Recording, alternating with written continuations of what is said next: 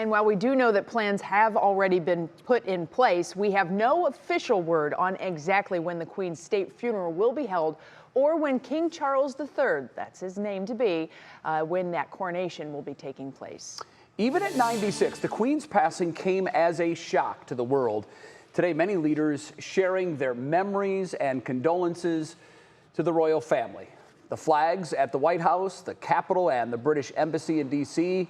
currently flying at half-staff, of course, in Queen Elizabeth's honor. And watching all this through the afternoon, our digital correspondent Stephanie Haney with the latest on all this. I mean, this is worldwide, a period of mourning that will be taking place. It is absolutely, Betsy and Jay, worldwide is exactly the way to put it. And it certainly was a shock. Not that people didn't see this as something that would come eventually, but in general, people were not prepared for the passing of Queen Elizabeth II today.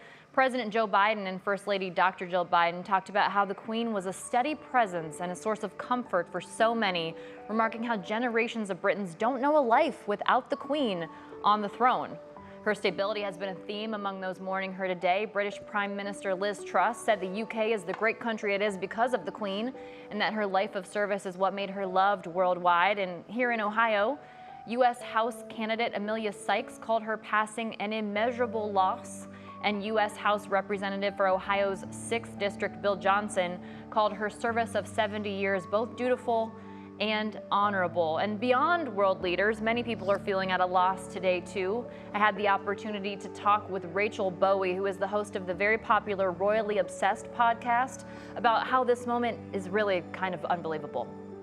Honestly, I was a little taken aback by my reaction. I obviously, she was 96 years old. This was expected, but I was absolutely gutted, as is our audience with Royally Obsessed. We've been hearing from them all day, just looking for that community to share their grief. I've been so emotional all day. Talked about how we've been having false alarms since October related to the Queen's health, and we've been getting updates, but how even so, Royals lovers were just not prepared for this moment. And here in Cleveland, to speak to the worldwide nature, the Terminal Tower will be honoring the life of Queen Elizabeth II in a unique way, not with a special color tribute to the monarch, but by going completely dark. Wow. So there were two themes today. Yes, very different from the Terminal Tower. Stability and disbelief. And Betsy and Jay, I talked with Rachel more about what's to come for the royal family, and that full conversation will be on the WKYC YouTube page. Oh my goodness, well, there's certainly so much that people are saying. They are, and when you think about, so in the United States, our leaders obviously are elected and they're presidents and everything like that, but you think about how long 70 years is. When she became queen, Dwight D. Eisenhower was the president of the United States. Wow. And Winston Churchill was the prime minister. I mean, and also, think of this for a second. Every single person in England under 70 has never known anything but her rule. That's what a legacy. That's incredible. And it really just speaks to, as the people were saying, the stability of that. So it's definitely going to be a time of change for Britain. Transition.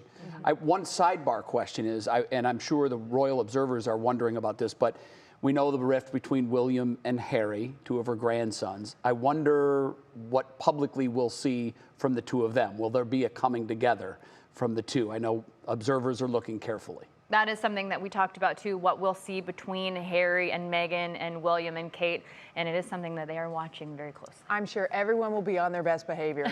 Let's hope so. Definitely. Steph, thank you very much. Coming up tonight at 5:30, we're going to go back to London live, where mourners are continuing to gather in large numbers now outside the palace. We'll speak with NBC's Molly Hunter about what things are like there tonight.